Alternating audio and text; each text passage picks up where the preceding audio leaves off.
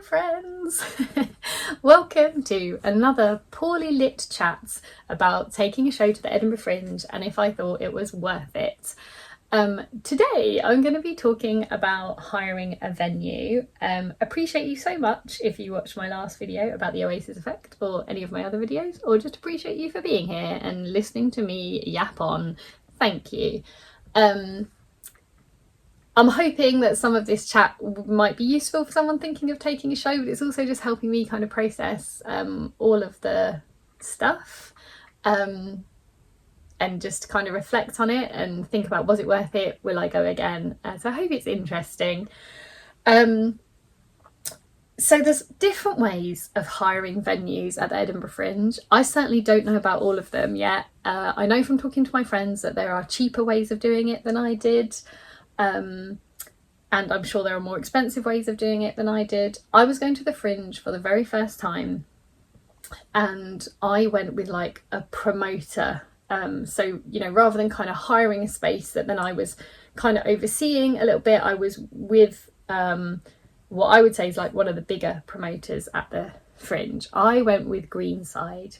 Greenside was celebrating their 20th birthday, so I think that was really great. There was like an awful lot of buzz about them. They run two venues, one on the Royal Mile and one on George Street. Within those venues are loads of different studio spaces, so they are running hundreds of shows across the Fringe, and you are kind of bundled in with all of their kind of branding. And I thought, for somebody taking a show for the first time, that's perfect for me. I will talk loads more, I think, about the things that came with that venue, why I do think it was worth it. I'm just going to put my cards out there now. I definitely think it was worth it, and some of the costs involved, and then potentially some of the niggles, because there were niggles, there's bound to be. But before I go into those things, I just want to talk about why I chose that venue. So they came highly recommended to me. As I'd mentioned before, they've got, you know, well-known promoter, branding, came highly recommended. But once I started to look into them, I then allowed my whimsical little heart to take over my decision. But the universe put me in the right place because, as I say, it was worth it for me. I was really happy with Greenside. But you may or may not know this, I was going to take a show to the Fringe in 2020. That's when I first started thinking about it, and I'm so glad I didn't, because it was a completely different show. And yeah, the universe has a way of putting you in the right place, I think, sometimes, although she takes some wiggly routes to get you there. But 2020 was COVID year, didn't happen. Unfortunately, 2021 I was quite unwell. I was diagnosed with cancer. I had a pretty rocky but very fortunate, because I'm out the other side, journey with that. Life, things, it's taken me a long time to get back on my feet. I'm not entirely back on my feet, I'm going to be really honest.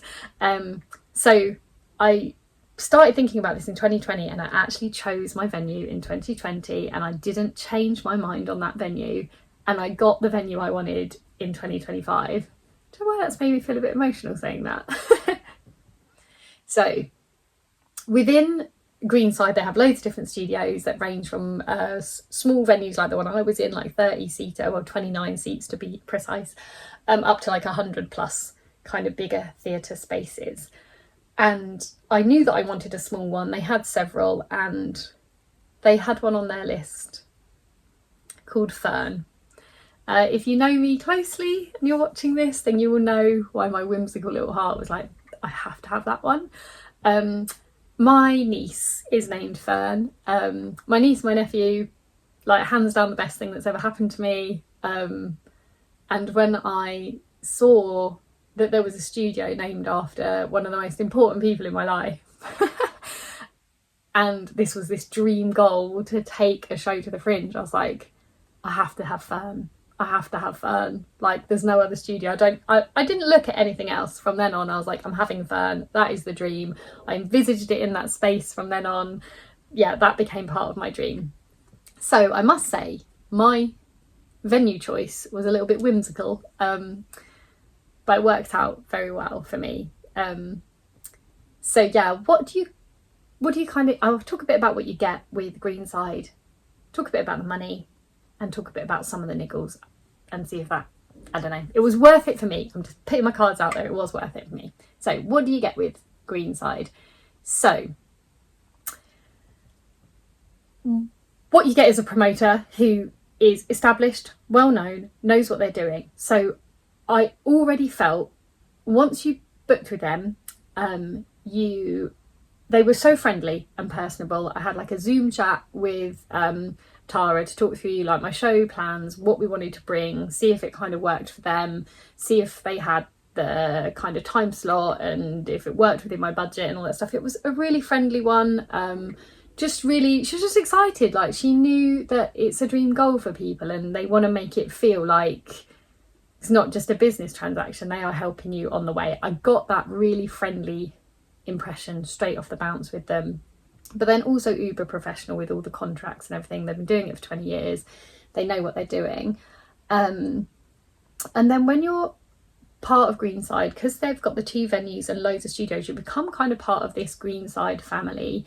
And they sent out immediately like a key dates thing, which was like everything you need to do and the times you need to do it by. And that wasn't really just venue specific, it was all the like, you know, registering with the Fringe and things. And I just thought there's loads of resources with the Fringe website as well, but this was just really helpful. Just broke down, do this by this date, do this. And that, as a first time person taking a show, was like invaluable to me. That was so helpful to be doing that, rather than maybe with a venue where you've just hired the space but you haven't got like the promoter element behind you.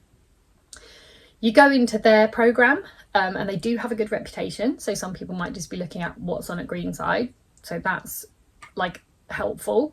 They run a lot of events as well within Greenside, so they had a really good relationship with quite a lot of the reviewers and the bloggers, and they had like meet the media events, they had like the Femme Fringe, they had parties and quizzes where they were just also like a hub, like a place to hang out for artists and for audience members.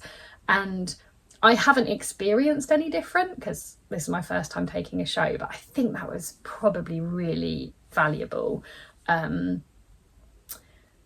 I didn't get to attend loads of the things. I think, again, I go more into that with the fact that I was bussing in every day, and it was just my first time and there was just a lot going on. But the stuff I did attend was really helpful. We got the Fringe Review came to see our show, and that was directly from going to an event that they had. There was loads of networking opportunities there. So that kind of just came naturally as part of the package. You could make friends with other artists because you were kind of all part of the same promoter. Now, when you're in Edinburgh, you do meet like other people. Anyway, when you're flyering, it's a really good community vibe. I think being in the same venue, we were really supporting each other's shows. We had like a Facebook group where people would message saying like, I've got a reviewer in tonight and I've only sold this many tickets, would you guys come in? And you could get a lanyard. You did have to buy your lanyard, they were £20, and then once you bought your lanyard you could get into any Greenside show at either venue for free if there was enough space. So that was brilliant. We were all able to support each other, ask each other questions, and just built like a community. I've met so many amazing people, and I'm not brilliant at that. I don't find it very easy to network. Definitely don't find it easy to like networking and promoting my show way, but I am also not particularly good at making friends. And I think because we were just hanging around in the bar area, because it had the bar and it had the backstage, and it had like it was pretty chaotic backstage. You imagine there's loads of us, but it had like a proper backstage area, one area for storing your stuff and an area downstairs for kind of getting changed and warming up and things. It just meant that I think I can't know what it would have been like, but I definitely feel I met more people. They also had a couple of other football shows running, which felt really cool, because definitely I met audience members that did all the football shows at Greenside, so that was cool. Like, people would see our show, Nick It for Munich and Lioness, and I was like, yeah, that felt like kind of help with our promotion, I think, to be part of a little conglomerate of footballness. Outside the venues, they have these giant billboards that just have like all the posters of the shows with the dates and the times, and you're on there. And that might sound like a little bit obvious, but that was our only street promotion that we had, because street promotion was so expensive, and it did really work. You saw people looking at the posters in the same way that they'd look at any posters on the street. When we were outside flyering, because we were all seeing each other's shows and they were in the same venue, we were also kind of promoting each other's shows, because people would say, oh, I can't make your show, I want to see a show that's on now. And you're like, oh, right, well, this is coming up. You must go and see like Women in the Arena, if you've got to go and see Bing, or because you'd seen the show, you were quite good to be able to promote it. So that was all really cool. You had a tech day where somebody helped you with tech stuff. I'll go into that a little bit later, I think. So yeah, all in all, it was just like a really nice package. They had a press team who you could ask questions of. You could go and get like comp tickets printed up to, I think, like an hour before your show if you wanted to hand out like free tickets because you hadn't sold many. They were on hand for advice and guidance. All the people that they had helping out, like runners, front of house, bar staff, tech people that helped you get in and out of your show, were all just so lovely. I think most of them were theatre kids as well, to be honest, because they did like a musical theatre karaoke, and I swear it was just full of staff having the best time of their lives. So I feel like there's quite a lot in the package that you get. It's not just a venue, it's the tech rehearsal and the guidance and all of that stuff. So that's a bit of a waffle about what you get. Sorry, this video is already getting quite long, isn't it? Let's talk about cost and then some of my niggles. No, I might talk about some of my niggles. So I don't want to end on niggles because I don't really have many. It was hot. Our venue was so incredibly hot. However, I went to a lot of different fringe venues, and that was a bit of a problem across the board. I think what it is we actually had a quite nice summer, and it was unusually hot on some days. But because we're using spaces both at Greenside and at the majority of fringe venues that aren't actually performance venues, a lot of people have put, like black draped the whole room so that there's just clear backing for the lights to go on. There's stage lights in quite small spaces, but it was hot, like hot to the point that I felt uncomfortable sometimes as an audience member, and I know that sometimes our audience probably were a bit uncomfortable, and it's definitely something that needs to be considered, not just at Greenside but across the board, because I went to other venues that were way more hot than ours as well, and it does take you out of the performance if you're not comfortable. If it was hot, that would be one niggle. Another niggle, I don't know if it's a niggle or just a now I know for next time. Our tech person who helped us on our tech rehearsal day was amazing with knowing what we needed to do, when we needed to do it, how it was going to work. Really, really helpful, really friendly, really put us at ease. You cannot turn up with any kind of peripheral tricky tech questions. You need to know what you're doing. So obviously our whole team didn't make our tech rehearsal, which is a bit of a shame, but myself and Jay were there. I'm relatively techie. I was really fortunate that I had Jay, because he's a super geek when it comes to these things. So we kind of knew what we were doing and what we needed. You couldn't really go in there with I'm hoping to run my laptop and I don't know how, or what cable I need, or you need to know what you're doing. That's not what they're there for. I think Greenside do make that pretty clear in their communication, but that is something that I would sort of really flag. That you need to know what you're doing when you go in there tech-wise.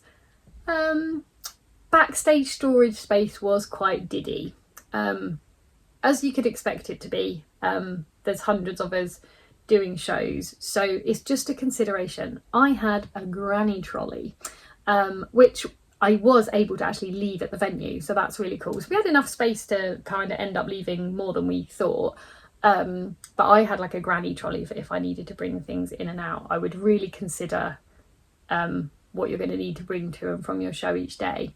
I think our space felt smaller, and I hope this isn't true, but I was paranoid that we had a reputation for being the show that got in the way of everybody, because our space was right near the entrance to get into the space where everything was stored. So any time that we needed to like move stuff in and out, we were just in everybody's way all the time. And I just was so paranoid about like, oh, we're that show that everyone's like, they're always in the way. And I just wanted to wear a little sign being like, I wouldn't normally be in the way, but I have been positioned by the entrance and the exit. I'm sorry, I'm a pain in the arse. But I think that's probably my paranoia more than anything. So you can imagine there's like a little, like there's a room you go into and everyone's got all their stuff lined up. So if such and such show is over here, they can be like unpacking and moving their stuff in this space. But we were in the entrance, so every time we were unpacking, I just felt like we were just so in the way. So that was a little niggle. These aren't real niggles, they're just things that I would say think about when you go, if you go, because I would highly recommend if you're going that you consider them as a venue. Did I have any other niggles? Not really. So they do have events in the space, and so they have to clash with someone at some point. And frustratingly for us, the Femme Fringe, which was showcasing like female and non-binary performers, that was during our show, like both weeks. And I was like, oh, I would have loved, firstly, I would love to see that. But secondly, I would like to think we could have been considered. Like we were two women predominantly doing like a football themed show in a summer of like women's football, and I was like, oh, I think that we could have been really cool for this, but we can't because it's exactly the same time as our show. But there are so many moving parts to what's happening in the venues at each time, so I just think we just got a bit unlucky with that. There were other events and things that I got to go to, like meet the media stuff that was more in the morning, that the morning event people wouldn't have been able to go to. There is sound leak. They do talk about this. They do warn you that the way the venues are set up, that there could be leak from other studios. We didn't really have this problem. I think the location of Fern Studio means somebody in another studio would really have to be going some. If anything, we just had a bit of noise from traffic in the outside. When I watched shows in other spaces, I do remember being like aware that I could occasionally hear other noises, but I was just very immersed in what was happening in front of me. It didn't really take me out of the space. So it is something they warn you about. It is quite typical, again, of most Fringe venues. That isn't a Greenside thing, because a lot of Fringe venues aren't set up for performances. They are these spaces that are being used in this way. But it's just something to consider, I think. I don't think... Yeah, you'd have to get some advice from somebody who was in a studio that was much closer to another studio. I think they were all relatively separate. I wasn't on the floor with the bar area. I wonder if that could have been an issue for people, because that would have been transiently quite noisy with people coming in and out. But yeah, I saw shows on that level. I saw, and I don't remember being disturbed by it, but it's just something to consider, particularly if you have a soft or emotive parts to your performance.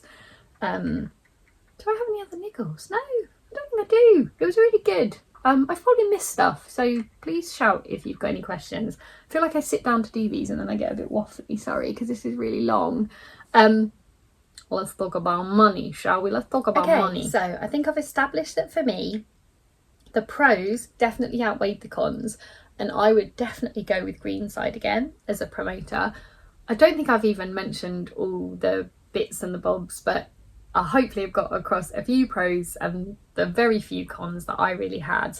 And if you've got any questions, please ask. I don't want to make this too much longer, but let's get into the nitty gritty of money. So I would imagine that Greenside fees change a lot depending on the time of day that your performance is, which studio you're in. Potentially it might have something to do with the company size. I don't know. There wasn't like a non-disclosure, don't tell anybody how much your venue hire was, but when I tell you this fee, I want you to know that that is not going to be the same for every studio every time. There'll probably be some that are a lot cheaper at different times, and there will of course be venue capacity ones that are a lot bigger. There might be a difference between if you book with them, say now for next year, and if you book 6 months in advance, and if you book 2 months before, if they would have space left. I doubt it. So the fee is probably quite variable, because I don't want to put a fee out there and then there's any other artists who might see this being like, my fee was not that. So we had the venue for 2 weeks, so that's 15 shows, and 1 tech rehearsal. You get a 90-minute tech rehearsal. Our venue was a 29 cap venue, and you can choose your kind of ticket pricing. We went with £8 tickets. That's kind of pretty much around the middle of what, lower end maybe, middle to lower end of what people charge ticket prices. So our venue hire was £2,376. There's obviously a lot of expenses that go with the Fringe, like hiring musicians, accommodation, equipment, but for the venue hire, I will say there are other things you actually do have to pay for to be allowed to have the venue. So I won't go into all the figures, but on top of that, there is going to be box office fees. So they're going to take a cut. Both either Edinburgh Fringe or Greenside will take a cut for their box office. So you're not going to get all of the ticket sales. You have to have fully PAT tested equipment. So you're going to have to pay for any electrical stuff you're using to be PAT tested, to have your insurance covered. And you also need public liability insurance, to the tune of, they asked for, I want to say it was like £100,000 or something. That wasn't prohibitive to get that insurance. Can't remember how much it was off the top of my head, but there were those expenses. So the venue alone, just getting the venue and having all the stuff in place to be in the venue, is £2,376 plus some. So let's do some maths. I've scribbled some bits down. So if I managed to sell out my show every single night, so I would be making £232 a night. That's before box office fees and stuff. So let's put those to the side for once, but it wouldn't be exactly this much. But say I was taking home all the cash, £232 a night. If I did that for 15 nights in a row, I would make £3,480, which would put me, about £1,000 up. So I think we can see when we start to think about all the other costs of Edinburgh, that we ain't breaking even if we completely sell out. Could have put my tickets at a higher price, maybe something to consider for next year. When I think, I could have done £10, £2 a head would have made a difference. Would that have put people off? I don't know. I will also say we were not taking £8 a night, not only because we had the box office, but because we had loads of the deals on. So there's always concessions. There's like Friends of the Edinburgh Fringe. There's 2 for 1 night. So it was the preview shows. So we really weren't taking £8 per ticket. So I would say that we definitely weren't even making close to £1,000 in profit. But I think you know that when you sign up for it. It is a real investment, and as I think I mentioned before, there's a conversation to be had about how prohibitive the Fringe is for certain people. You either need to be in quite a privileged position, have saved up a ton of money to do it and spent your own money on it, or have funding. Like, it really is quite difficult to do. I was hoping to sell merchandise, and in the end I just chose to give away sort of CDs and stuff for free. Not because people weren't willing to pay, because quite a lot of people would say to me afterwards, like, are you sure? I'm happy to pay. But there's a real transient nature to those venues, and the audience members are used to it as well. You've got 10 minutes to get out once you finish your show before the next show's coming in, and people are just kind of leaving the building or going down to the bar, and it just... Greenside are more than happy for you to sell merch. There might be some other artists who did it well. I didn't really see anybody selling stuff. It was just a very transient, quick space where just kind of, like at the end of a gig where you've got a lot of time to talk to people and sell things. I just got to a point where I was like, I would rather people were taking this music away with them. Like, the album is 5 years old now. I'd rather people heard it and enjoyed it, and it's the music that's in the show, like it's really specific now to this project. So making money was tricky.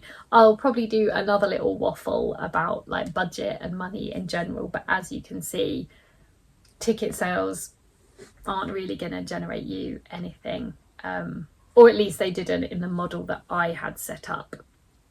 I know some friends that had cheaper options, but they didn't have, like, when you come to Greenside, there's like, for your audience, they're so well looked after, there's announcements saying like, you're not singing anymore is starting now in Fern Studio, follow me. It was so clean. It didn't matter how busy it got in Greenside. Whenever you went into the toilets, they were clean. There was toilet paper. That was not the same for every venue that I went in, I must say. And it was, yeah, it just really worked for me, and I would go with them again. If you've got any questions, please ask. I feel like I've waffled on at you a little bit too much in this video. Sorry, I might try and edit it down somehow. But yeah, venue hire, was it worth it? Absolutely. I'd highly recommend Greenside, and if I was gonna go to the Fringe, I would probably go with them again if they'd have me.